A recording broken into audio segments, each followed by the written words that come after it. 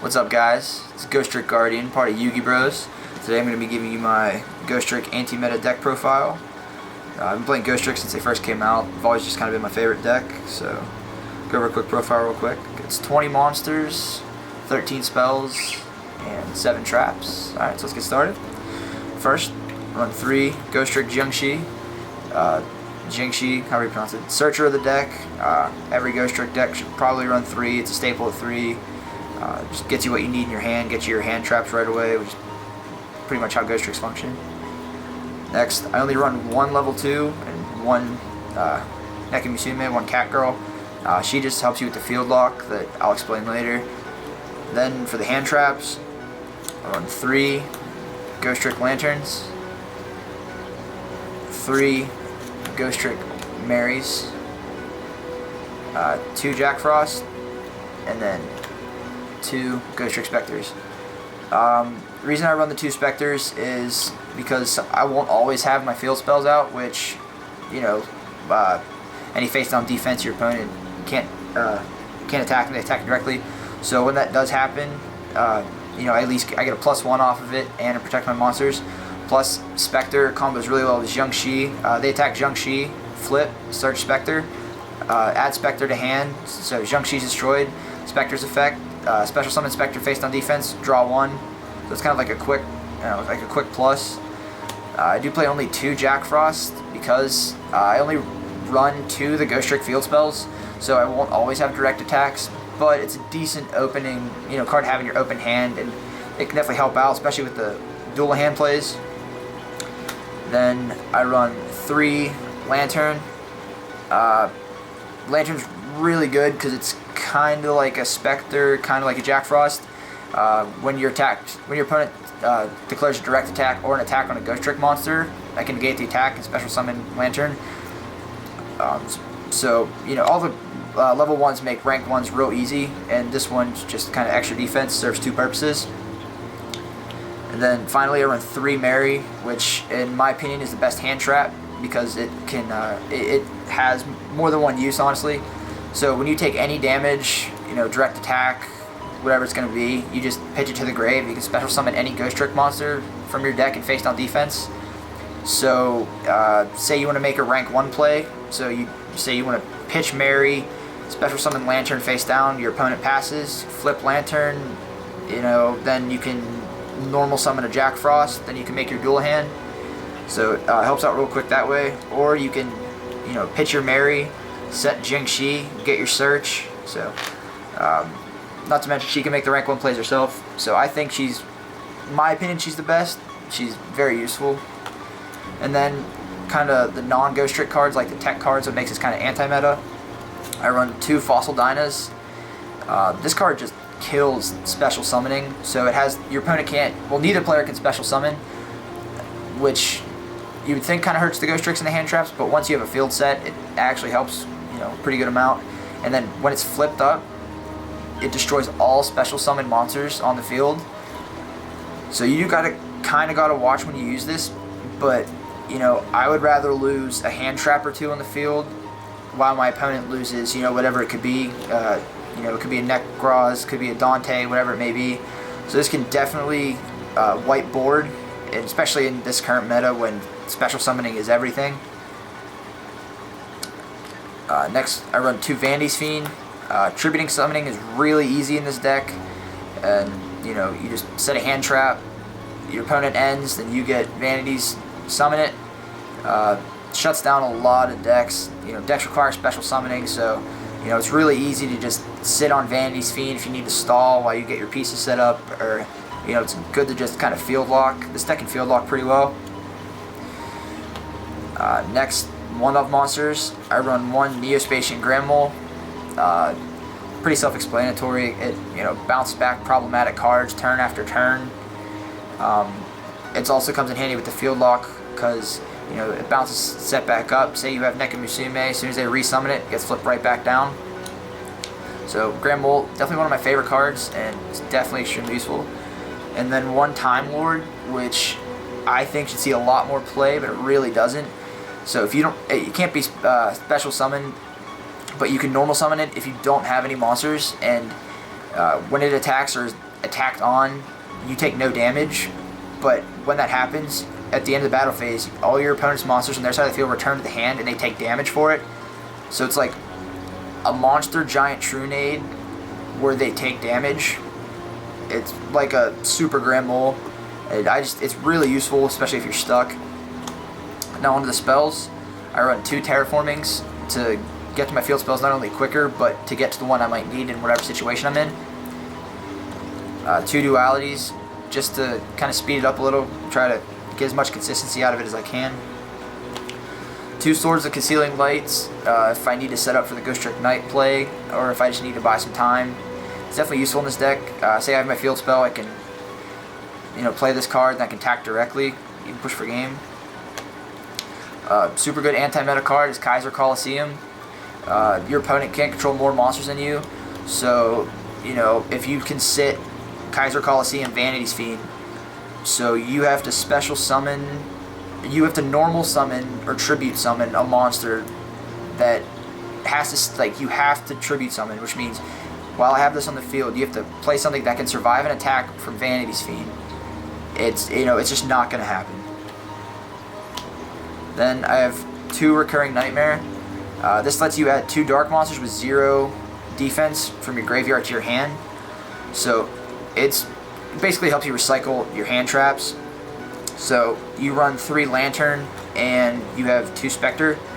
So you can recycle those guys because you do burn through your hand traps pretty quick in this deck.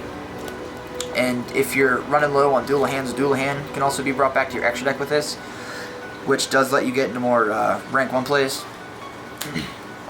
Now onto my field spells. I run 1 Mansion, 1 Parade, and then this card might kind of surprise some people. Run 1 Necro Valley. Mansion is kind of what I want to, kind of like my middle game field spell that I want to be on. Damage from non-Ghostrick cards is halved, and it lets me deal damage, but you can't. Parade is a card that you want at the beginning, because every time your opponent declares a direct attack, you just get to add whatever card you want from your hand. So it gets you your resources really fast, gets you what you need really quick.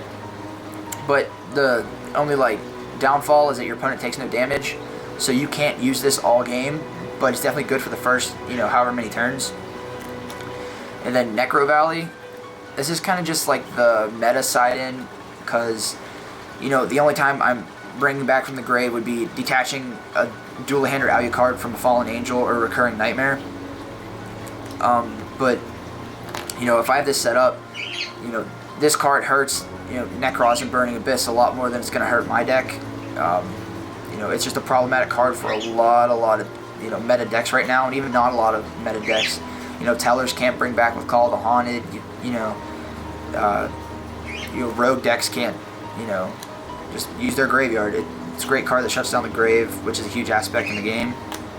And on to my traps. I only run all of traps of 1-ofs because I can recycle them with Fallen Angel. So I run 1 Scare, 1 Vanish, 1 Knight, which is the lockdown piece for Nekamusume, 1 Break, 1 Go Round, a Bottomless, and a Crush card. Crush card, they're all dark, and plenty of them have low enough attack and can really screw up somebody's deck.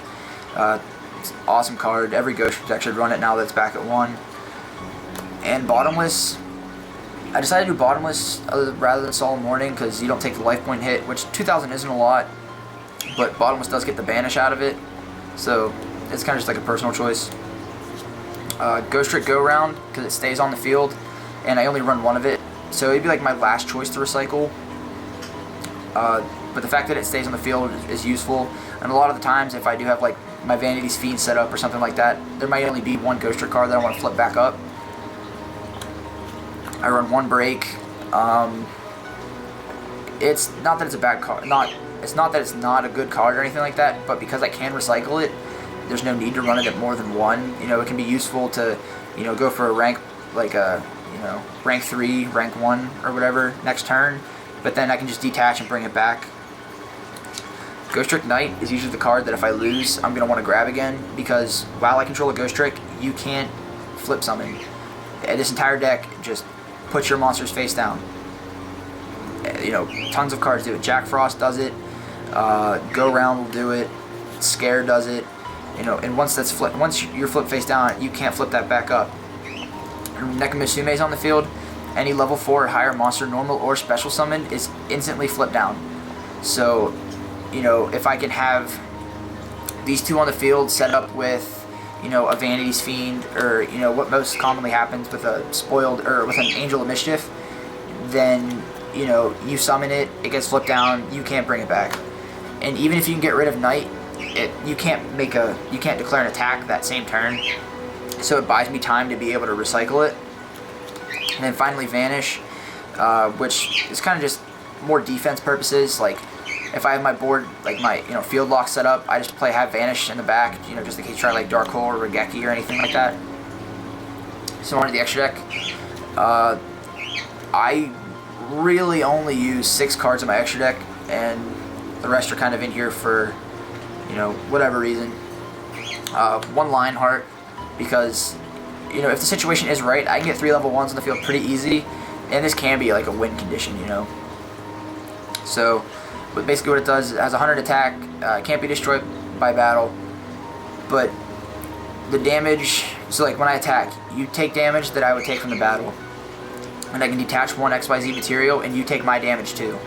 So say you have, I don't know, whatever it may be. Say you have a Winda on the field. So I would attack with Lionheart. We would both take 2100. I detach from Lionheart, you take my 21. So just from that 1 attack, you're taking 4200 damage, which is half your life points. And depending on how far into the game, that could be it. The best XYZ in the deck is Dualahan. I run 3. Rank 1s is definitely the easiest to go into, which is why it makes it so valuable. So your you know, hand traps don't just sit on the field. I can detach against 200 attack and defense for each Ghostrick monster on the field, and I can detach to have the attack. So it's like a shrink, but basically I only use that to go into my Ghostrick Spoiled Angel, which is literally 9 times out of 10 the only cards in my extra deck I'll even go into. Angel of Mischief makes this deck so much better. So I can throw down a Dualahan, throw an Angel of Mischief right on top. Then I can detach Dualahan from Angel of Mischief. Angel of Mischief will let me search out a Ghostrick spell or trap, whether it be my field spells or whatever trap card I need at the time. And then Dualahan, when it's sent to the grave, I can add a Ghostrick card from grave to hand, which is how I recycle my trap cards. So activate the trap, detach Dualahan, get the trap right back. It's such a good combo, it really is. And then I run 2 Ghostrick So Cute Boss Succubus.